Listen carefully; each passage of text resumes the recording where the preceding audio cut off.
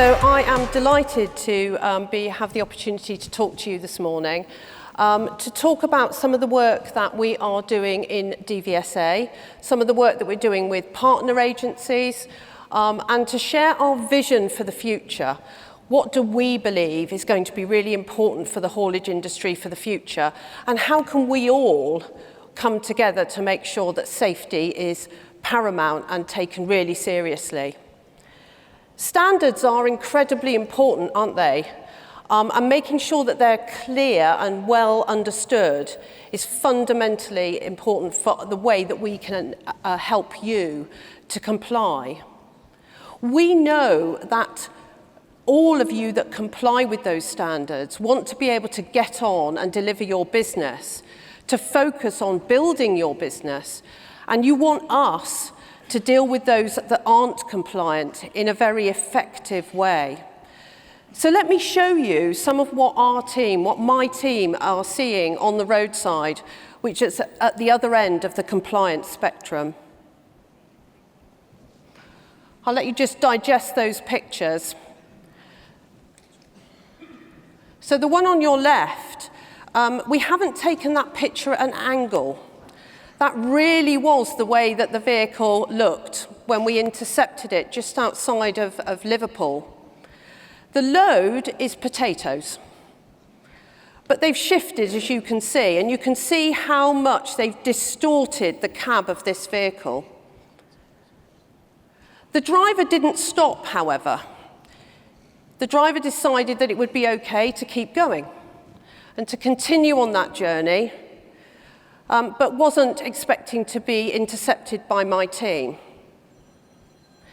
You can imagine how dangerous it would have been if that vehicle had been allowed to continue on its journey.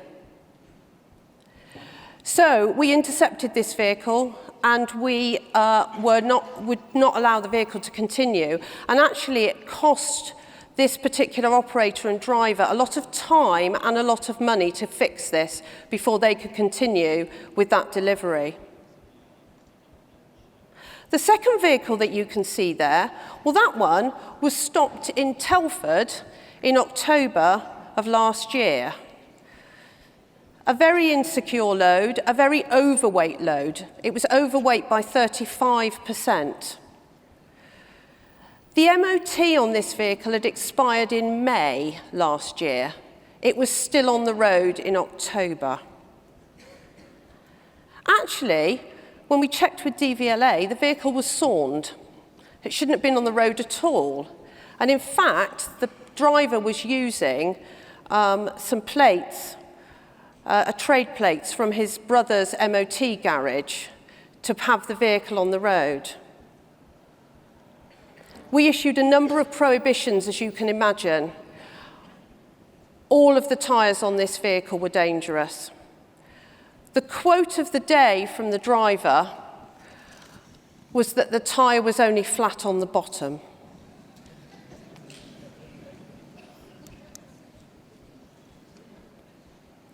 So you've got a map in front of you now, and there's a route showing on that map. And this is how I can show you how my team are able to use technology to help us to identify risks to road safety. So this particular journey, it started in Holyhead. And the vehicle travelled, as you can see, down towards the Midlands. Now, we've put a pin into the map because based on our data, that's where we would expect the driver to have taken a break, because that's about 4.5 hours worth of driving. Now, the reason that we can plot this particular vehicle and this particular journey is because we've got access to the National ANPR service. And the National ANPR service is where the Home Office have brought together all of the ANPR cameras that the police forces across the UK use. It's about 14,000 cameras. But there's a statistic that still makes me, it surprises me. The system takes 80 million reads every 24 hours.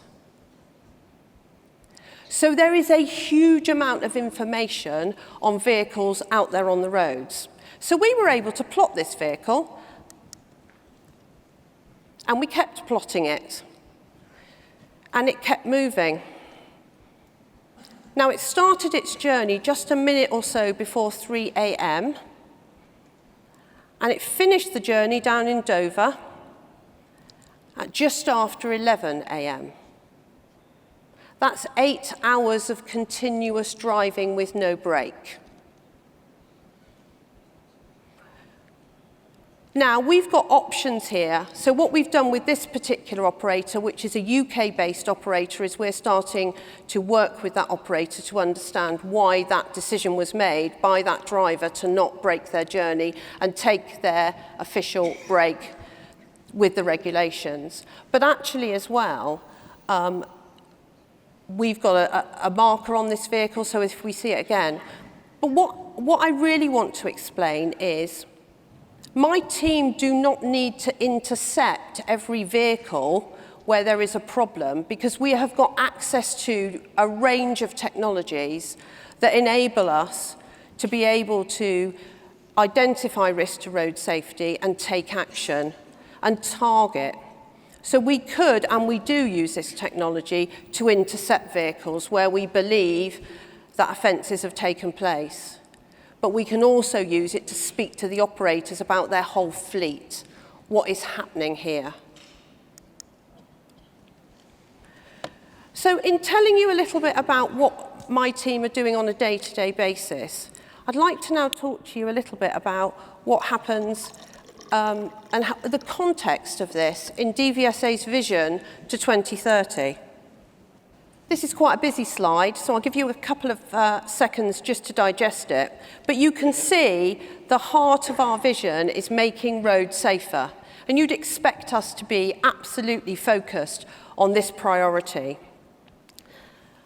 But you may not have known that there are 39.5 million vehicles on the UK roads, registered vehicles on our UK roads. And do you know that has increased by 9 million over the last 20 years? So that's the same as having an extra 1,200 vehicles on the road every single day for the last 20 years. Now, you're all in the transport industry. I don't need to tell you that the roads are getting busier. But unfortunately, with all of that extra traffic, what we're not achieving is we're not making our roads any safer. Now, in Great Britain, we do enjoy some of the safest roads in the UK. And hearing about the TransAid data and hearing about what's happening out in Africa, that obviously, I mean, it's horrifying to hear what's happening there. But in the UK, the number of people being killed on Britain's road has reduced, but it's still far too high. On average, 4 people will die on UK roads every day. And during the course of my presentation to you, that's 94 people every single day are going into hospitals to be treated for the accidents that they have been a part of. 34,000 people annually will be injured on our roads. But another 3 or 4 people will have been admitted to hospital in the next 30 minutes. And we can all take into account the pressure that that's putting on our NHS. So we must all be invested in making our roads safer. We're absolutely committed in DVSA in providing better services to our customers, improving the service that we provide to our customers. This year marks 17 years since the iPhone was introduced. So given that a lot of people that come for their practical driving test are 17 or 18, they don't know a world. They're not aware of a world like many of us, who can remember not even there being a thing called a mobile phone, let alone a smartphone. But absolutely, they don't know anything else. So they're used to having their goods delivered today. They're a bit grumpy if it's tomorrow. But actually, this is the climate in which we operate now, all of us. And so therefore, it's really important that our services meet those demands. Making road transport greener and healthier. A quarter of all of the emissions in the UK come from transport. And the majority of that is from cars, but also from our commercial vehicles too. And as we've already noticed, and you all have had a chance to see at the conference today, alternative fuels are an incredibly important part of the future of the transport industry. And we absolutely want to be sure that we can understand what impact that has on road safety. How can we work with you in the industry to understand that? But actually, when we're talking about emissions, we often just think about exhaust gases, but actually that's not the whole story. What is really important is focusing on particulate matter. And these are particles that get produced from tyres and road wear generally. I was made aware of a statistic. Did you know that when a car tyre goes on a vehicle, by the end of its useful life, it will be 1.5 kilograms lighter? That 1.5 kilograms, or part of it, is in the atmosphere, and we're all breathing that in. And those particulate matters are tiny. So they're affecting all of our health, all of our family's health. So much for us to concentrate on. We need to harness the potential of technology and data. I've talked a little bit already about how we're using that National ANPR service data to really help us. But we know that by the end of this decade, we expect to see as many as 10 million battery electric vehicles. We know that we've got electric powered vehicles in the conference today. And hydrogen too, what an important part that fuel will play in the decarbonisation ambition that we have for the whole of this country. And of course, we also need to grow and level up the economy. In 2021, collisions cost this country £30.6 billion. When we're calculating that figure, we're taking into account things like medical costs, police costs, insurance, damage to property, lost output. So it's really, really important that we minimise those accidents for all the reasons I've already explained, but the cost is significant too. And the haulage sector is such an important part of our society. We found, didn't we, during the HGV driver shortage, just how important the haulage sector was.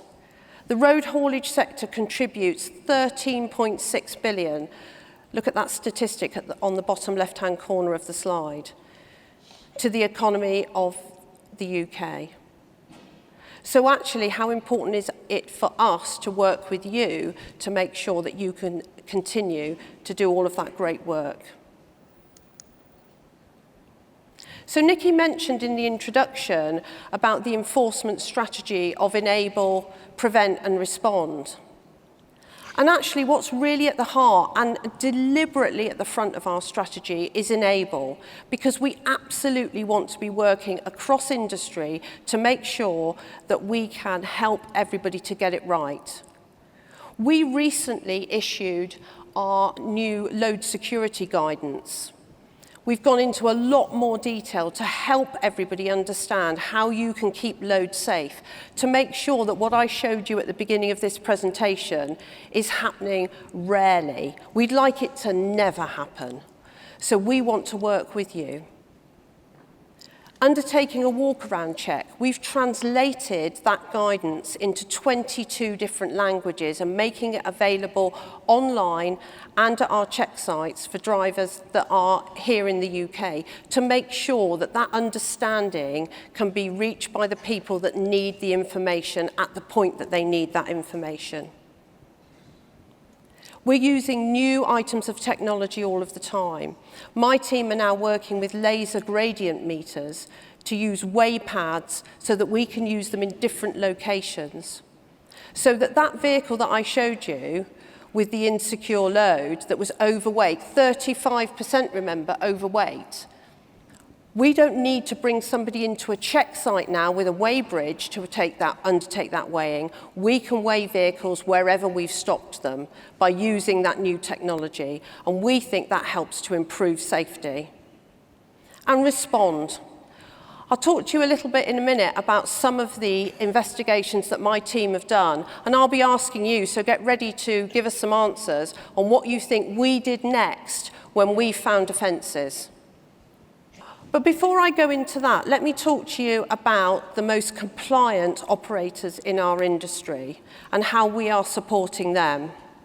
You might have seen already our earned recognition stall and our DVSA stall just out of the auditorium at the back there. Please come and see us in the breaks if you haven't had a chance to do so already.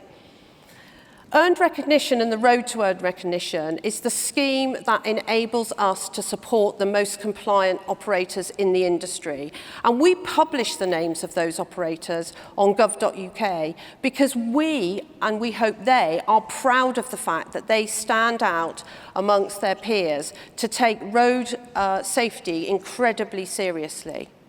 They share with us some of the data that proves to us that they are able to have the systems in place to make sure that road safety is always at the forefront of their thinking.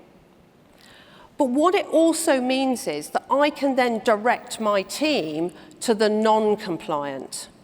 So actually, I can be confident in those that have gained earned recognition status. And those newer companies that are working with us on the road to earned recognition, to actually put in all of those systems as they're starting out with their new business. And we know that our earned recognition partners tell us that it is absolutely possible to be part of earned recognition and to deliver a profitable business. So let me bust any myth around that. But we want to make sure that actually we've got more organisations. Certainly I've spoken to some companies today, and I know my team have as well, who are interested. Don't feel you have to be ready before you come and talk to us. We're absolutely happy to talk to you about what are the first steps towards gaining earned recognition status. And we really do want to talk to as many of you today because we would love to improve and grow the size of that scheme. And it will help me to help you to deal with the non-compliant. So some of the other things that we are also doing as an agency to support transport is the enhanced rider scheme. That's available for motorcycle riders. Perhaps they've just moved up to a more powerful bike, or perhaps they've been away from biking for a little while and want some refresher training. That's there to support them. And our Ready to Pass campaign. I suspect many of you in the audience have got members of your family who are learning to drive at the moment or embarking on their journey to learn to drive. Let me really encourage you, or if you know somebody, point them towards our Ready to Pass campaign. It's a fantastic way for people to understand what they need to know before they come to us for their theory and their practical driving test. Because we would love people to come and to be ready to drive independently and to go away with their driving licence. And maybe, of course, that's the beginning of their journey as a driver. And maybe, like some of the people that work in your organisations, they might move on to become part of the haulage industry and actually drive some of the bigger, heavier vehicles as a professional career. So some questions coming up for you now. Let me set the context. And again, you can see a couple of photos that I've got for you. So this is a case of a scaffolding company that we investigated, and we commenced this investigation into this company, and in the course of our investigation, we found that the driver tachograph cards were not being downloaded. The actual tachograph units themselves had not been downloaded within the required 90 days. And the registered keeper of the vehicle, well, that information was a bit opaque, if I'm honest, and when we looked into it a little bit more, we found that actually vehicles had been leased, but the insurance regulations and other matters had not been clarified.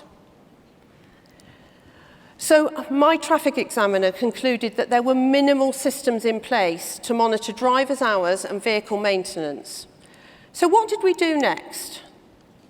Did we do nothing? Get ready to vote? Did we issue a graduated fixed penalty? Did we impound the vehicle? Did we submit a report to the Office of the Traffic Commissioner? Or did we take them to court? Please vote now.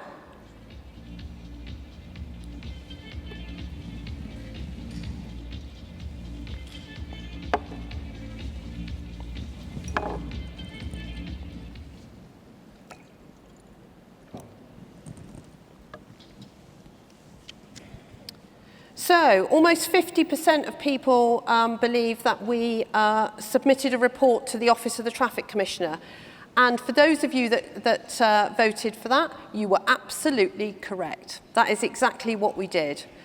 We did submit a report to the Office of the Traffic Commissioner. And the Traffic Commissioner went through all of the evidence. They brought the operator into their public inquiry, and I am able to tell you that the licence for that company was revoked. So that meant they could not continue to do business. And I think we should all be grateful for the work that my examiner did and for the action of the Traffic Commissioner, because that business is no longer on our roads and it's no longer presenting that unsafe practice. So, you've warmed up to this now. I've got another question for you. Okay, some pictures now of bottles of milk in the back of vans. Probably not terribly impressive, actually. My pictures at the beginning were a little bit more impactful, perhaps. But let me give you some background.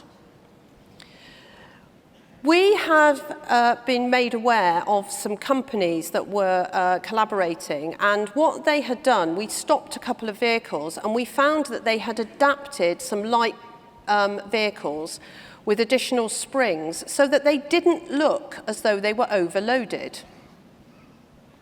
Now, milk is quite heavy. You all know that liquids are quite heavy, and actually these vehicles, when we encountered them, were significantly overweight. Over 50% overweight, and you will all understand what that presents to us, as a risk to road safety.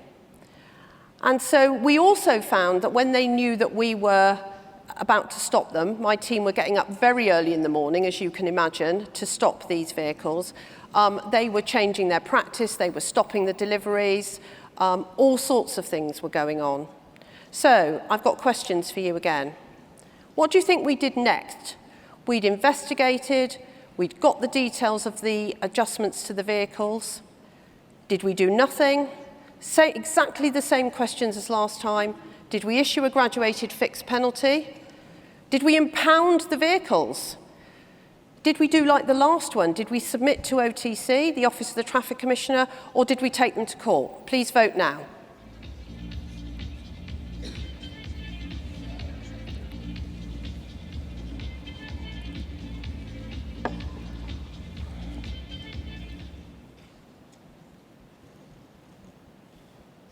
Impounded the vehicle is the most popular choice.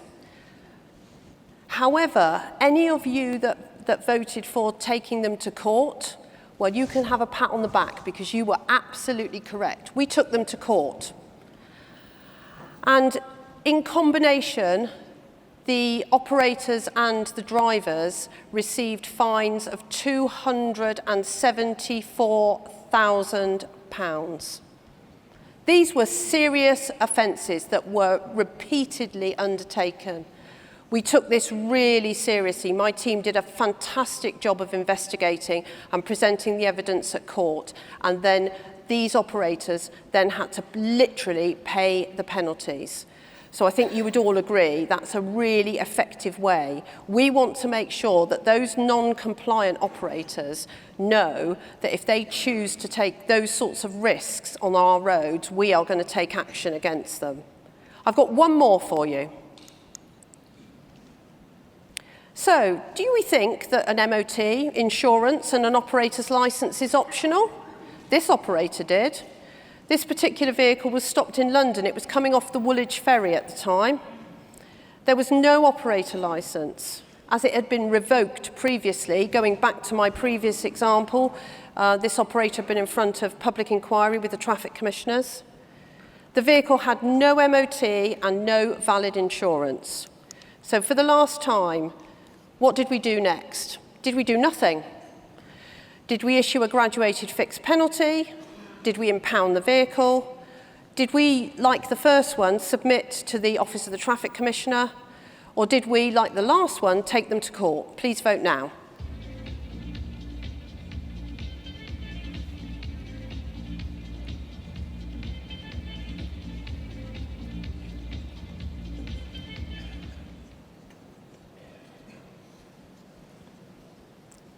So the most popular choice this time is impounding the vehicle. And you're absolutely correct. So well done who's voted for that one. Nearly 70% of you realised that we would impound the vehicle. So absolutely, we took the vehicle from them. And there are very limited options given that we tell operators in advance if they've committed offences that could lend to the vehicle being impounded. So we tell them, you've committed offences that could lead to this vehicle being impounded if we encounter it, and they still kept going. So that vehicle gets taken off them, and they then need to present themselves in front of the traffic commissioners, and there are only a limited number of circumstances that will get that vehicle back for them. So I hope you found that interesting. If you've got any questions, I know there might be some questions coming in a minute, but if you have got anything specific you'd like to talk to my team or myself about with earned recognition or the work that DVSA does that I've just given you a snapshot on, we'd love to see you on our stand outside. Thank you.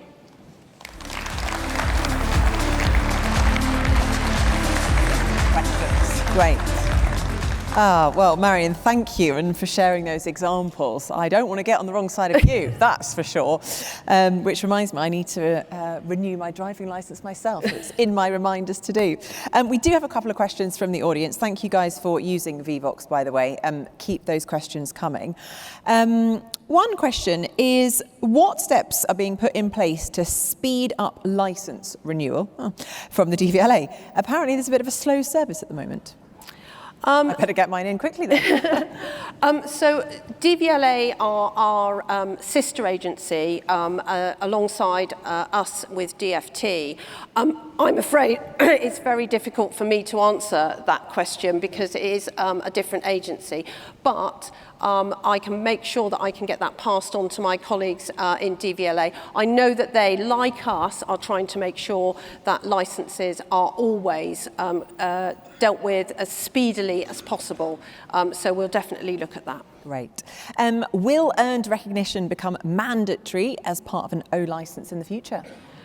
No, I don't think it will, if I'm absolutely honest with you. I don't think it will, but I would love it if we could have more fleets, a larger fleet in earned recognition, and more operators coming and joining us. It's not just about the large fleets, earned recognition, it's about any size of business, and we have got a variety of different businesses that have joined the scheme already. We think that Road to Earned Recognition, which is a pilot at the moment, is a really important way that we are growing the reach of the scheme by being able to have newer businesses join us. But absolutely, we believe it's a really important part of the platform of road safety that we can build from as an industry.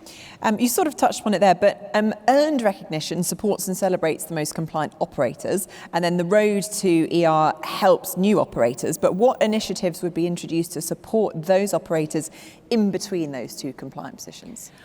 Come and talk to us. Absolutely come and talk to us. We believe that every single operator could gain earned recognition status by following the requirements of their operator licence.